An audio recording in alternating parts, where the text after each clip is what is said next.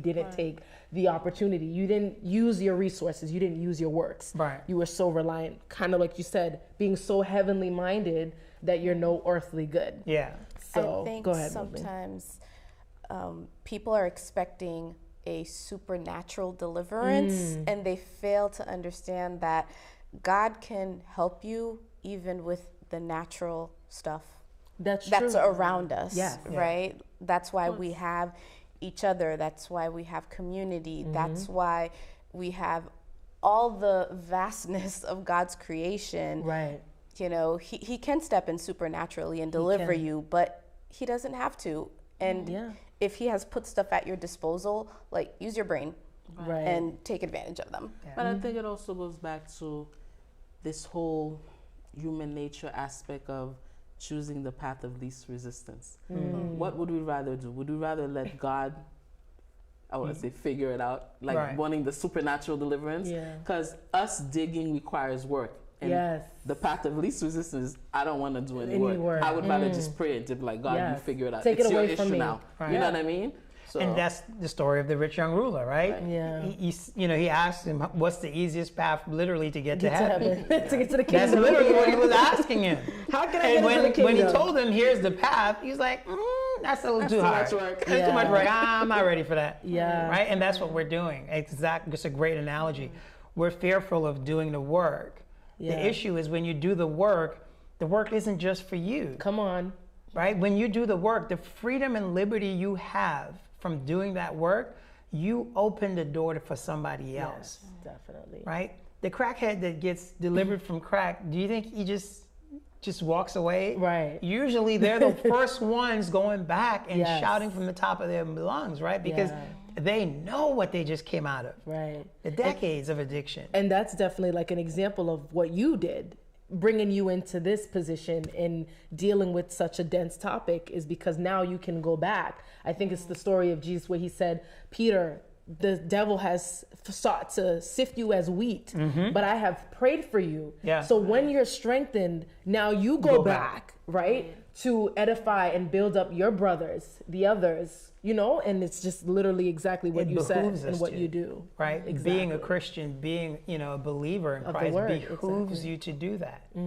It's not about, I got out and I'm good, or being Right. selfish, right? Exactly. It's about the community and going back and helping the next person that needs help. It's Yeah. passing it on.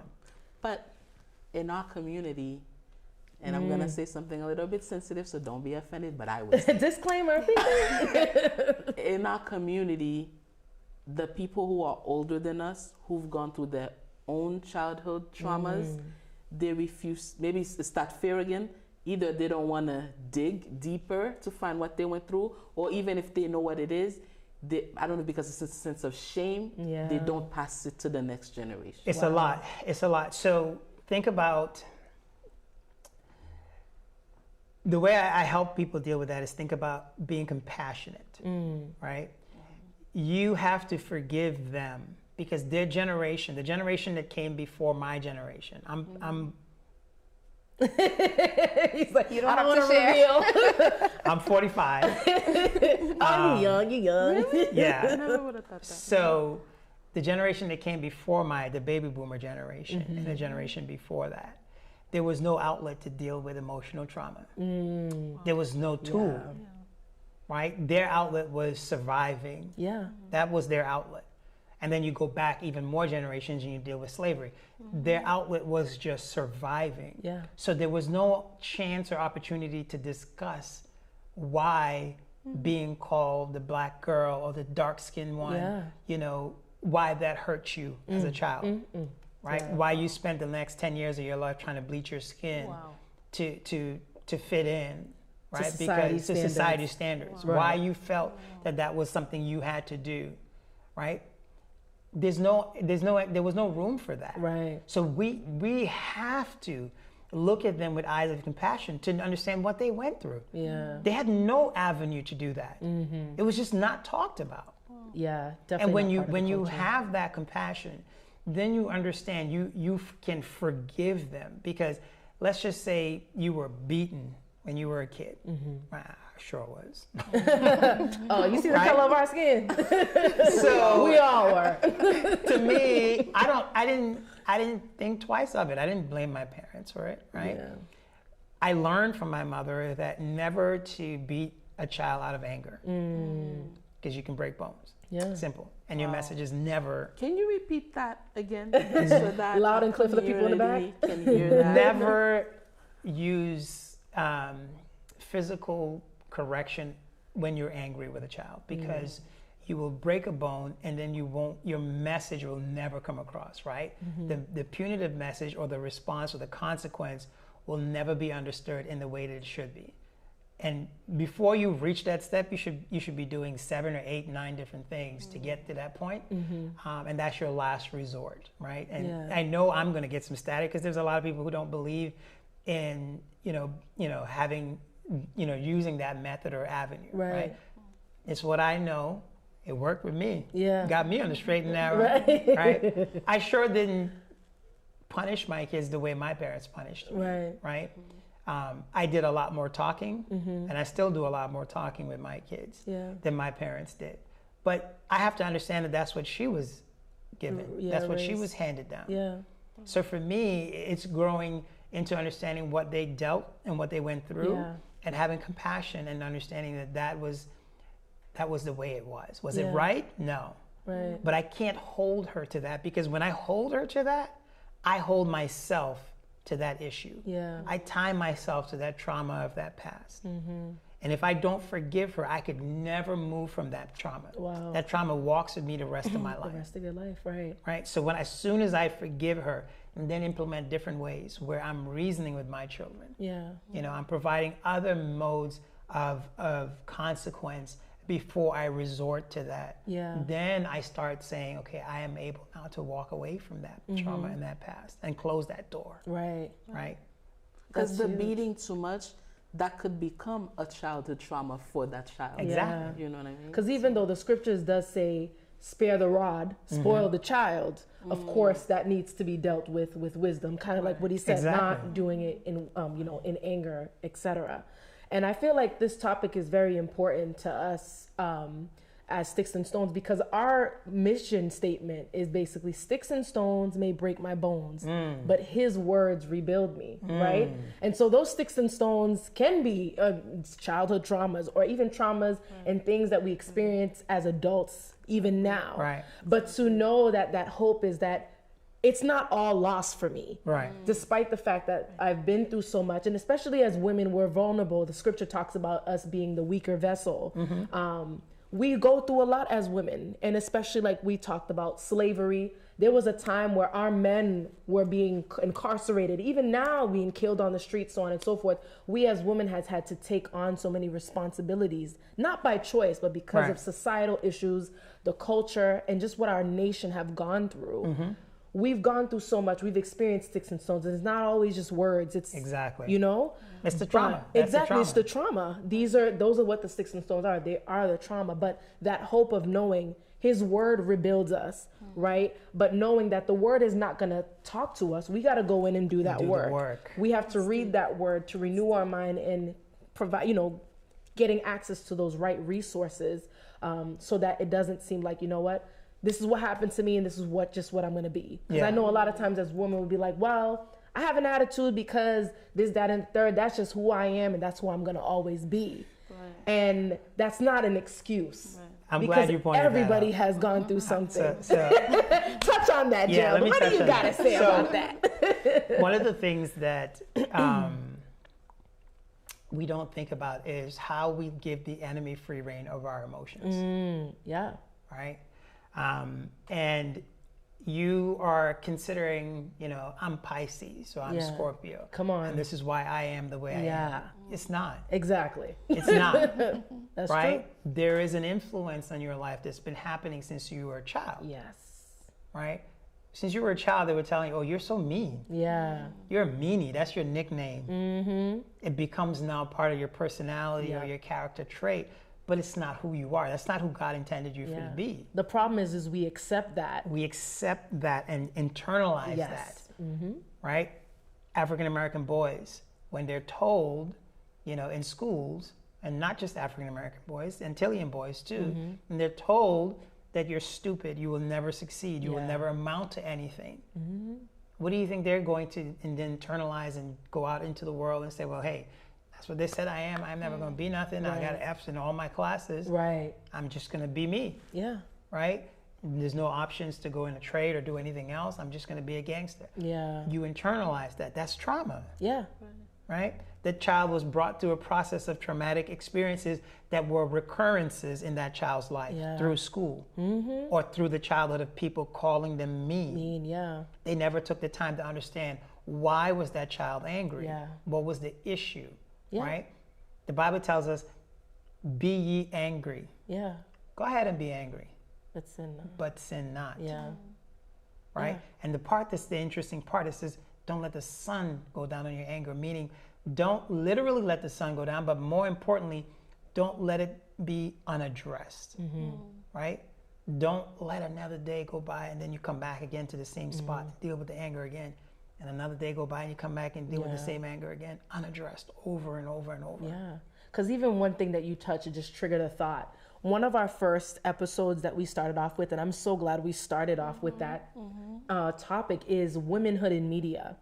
And one thing that you said with children going to school and being called certain things and being told certain things is that one trauma that we don't even realize, I'm not a mother yet, if it be the Lord's will, maybe one day, but as parents to realize is that your child can experience trauma just by what they're watching on television, on social media, because how we are portrayed as we talked about women in media, Black women in the media, is that we're ghetto, we're ratchet, we're single moms, we're loud, we're the mammies, we're the angry Black woman. And so how much more you see Black boys, they're gangsters, they're drug addicts, they shoot each other, they kill, they fight. These are all things that are impressionable on a child's mind, that they begin to internalize certain things and then execute based off what they see, because that mind of a child is so sensitive, it's so fragile, right? Train up a child in the ways they should go so that when they grow old, they won't depart from it. If you're training up a child in ways they shouldn't go, definitely they will not depart from that wickedness and evil that they were taking in as well. So when you had mentioned that, teachers or certain people are pronouncing certain things over them, just not only hearing it, but seeing it on top of on top of what it is that they've heard, it's matching. So it's like, okay, this is what media is showing and so on and so forth. So they begin to take on that identity to the point where you do see Black men succeed and you do see men that are educated, that don't just use their physical bodies to portray some type of success or just physical appearance, but that there's something up here, I was doing some research a couple of years ago, and I came across this professor that did a research study. I want to say it's Cornell University. Cornell University, okay. And the work that he did was on the difference between African American children, high school and college students, I think it was, their test results. And he was proving out the theory of cultural trauma. And basically what he was saying is that when they sit to take a test, the white kid has none of the stuff that they're dealing with, because they're thinking, maybe I'm the first one to go to college and I have to perform well because I got my whole family, relying on me. They have the pressure of working a job, right, full-time or part-time, and going to school at the same time. They may have a child, right? So they have a lot of other things that they bring to the table, right, when they sit down to take an exam, compared to their white counterparts who don't. Exactly. How do you sit and focus on your physics exam when you've got a bill, you've got a kid, you've got a family relying on you to be the successful one, the one that makes it out the hood, right? You've got all this pressure, and that's what he was using to prove out his theory of cultural trauma. As African Americans, these are the things that we're struggling with that creates trauma in our lives. That is true. And how we deal with them completely affects the person we become. Major. Right? Can I ask a question on that, now that you touched on it? So it seems that it's something that's inevitable, childhood trauma. Yeah. So since it's something is you're just gonna go through, something is gonna trigger. Why is it inevitable? Because I think most times we don't go back and see what we went through based on what you explained before. Sometimes it's inevitable because we have fear. The minute we get the triggers, we run back, right? So it feels like those things, they start like this and they grow and they grow and they grow because we're not addressing them, right? Even what Maudlin said about us being in a fallen world as well. Right. Right. So I think that's the major one. Yes. Right. Being that you know you're gonna go through this, is there a way that its effects can be ameliorated as an adult, or that's just no way? Definitely. I think the idea and notion that counseling needs to stop being a taboo, particularly in the African American culture, and knowing that these are helpful outlets that we can start dealing with some of these things, right? The work that the church needs to do on their end, right, and helping the individual find a spiritually based therapeutic session or counseling alternative, right, that will help the individual, particularly individuals that are in relationships, because if there's a relationship and there's children involved, they're exposing that child to that trauma, right? So I think the work needs to get out that, with platforms like these, we need to bring more awareness to the fact that it is something, right? It's not this mystical, hidden, understood type of thing, right? In sociology, they're called things like signaling, right? Social signaling. Messages that you receive from society that are implied messages, right? And unwritten rules, right, in society. It doesn't have to be that anymore. Let's bring it to the table and sit it down as a topic of agenda. Let's talk about it. And let's start dealing with it. Definitely. Because that's how the generation before did it. They didn't deal with it. It was just understood, right? We don't talk about it. My brother molested me. We don't talk about it. Right. Exactly. I was raped by Uncle so-and-so. We don't talk about it. Right. Right? Yeah. I was thrown down in a well. We don't talk about it. Yeah. We just leave it alone and we go on. And that person is walking around with 40 years worth of trauma. Yeah. 40 years. Do you think anyone that came in contact with that person hasn't dealt with that trauma? Right. Particularly the children that they may have had. Yeah. Wow. Yeah. Even if it wasn't, this person was just a very quiet person. What you've presented to the world, to that child, is stoicism. And we are not supposed to be isolated and quiet and reserved and just hold and eat all of our issues and problems. Right. That's not how we function. No. Right? So at the very best, if that person was not overtly just blah and just dealing with all that trauma, right? They were very stoic. Yeah. And what that child learned from watching the parent is that I can just bottle all of this, internalize it. Yeah. And you're killing yourself. Yeah. Killing yourself. Killing me softly. From the inside out. Literally. Right? Yeah. So the trauma has to be talked about. Yeah. You have to cry. When I was divorced, right? When I got divorced, I had to mourn. It was a death. Wow. My marriage was a death. So when you think about a laminated piece of surface, right? Lamination is when they stick these multiple layers together, right? Have you ever tried to take the laminate countertop off a countertop? It rips, it bursts, it splatters, it splinters, it in pieces. It never just comes right off. No, of course right? not. The Bible says you will leave and cleave and become one, right? Wow. So when that separation happened, there was a death. Yeah. And I had to mourn that death. And in mourning that death, I grew. I started to understand what was going on with Gerald. And I had to parse through all of my issues, right? You can't get over trauma without mourning it. There's a death and a process. You have to cry, boo-hoo, and bury it and put it to rest. Yeah. And if you don't do that, it just sits there as a scar in your soul and it never goes away. Yeah. Wow. And just comes back as a trigger. Yeah. Every now and again. And I think that's one of the effects of just, again, going back to what Maudlin shared, of us being in a fallen world. It's like sin. It is. It's because of sin. Iniquity. This is like basically the judgment. This is the consequences in which we have to deal with, that it's something until Christ returns. The only time is when we are in the kingdom, where it says there shall be no more crying, no more suffering anymore, like Revelation talks about. But in the meantime, because even I think about Paul, who was struggling with his own personal issues. Right. And he was like, take this away from me. But God was like, my grace is enough. My grace is sufficient, right? So right now, with this moment of being in this dispensation of grace, the only thing we have right now for solace and some type of level of cure or aid to help us endure through this lifetime until he returns is his word. Right. Because we live in a fallen world, and he's the only one that can take it away. No more suffering, no more crying, no more pain anymore. He's the only one that can take that away. And until then, he leaves us this book, this guide, and even one another, so that we can help. Iron sharpens iron to be able to help each other get through some of these traumas that we've been through. Because like I said, and we mentioned, as a nation, as a community, as a people, Black people in general, we've been through so much. It's so deep.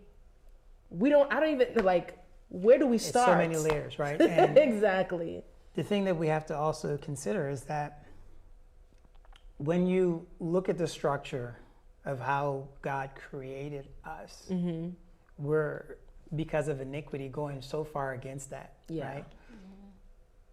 In every trauma, in every bad situation, in every dark cloud, they say there's a silver lining. So we look at this pandemic being a dark cloud on humanity, right?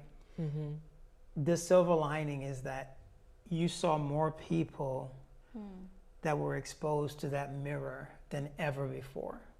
More people that saw themselves, because they weren't so busy running around living their lives that they were living, which was keeping them occupied. It was a distraction of life, right? So when they were just made to sit still, you won't believe the number of, I want to say it jumped by between 50 to 70%, the number of people that sought psychological, therapeutic, and counseling. Wow. Right?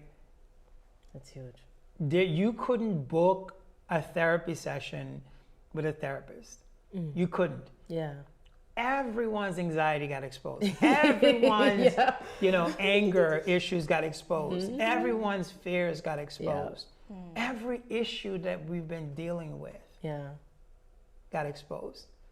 People who were control freaks got exposed. Why are you a control freak? Maybe because when you were a child, you were always told what to do.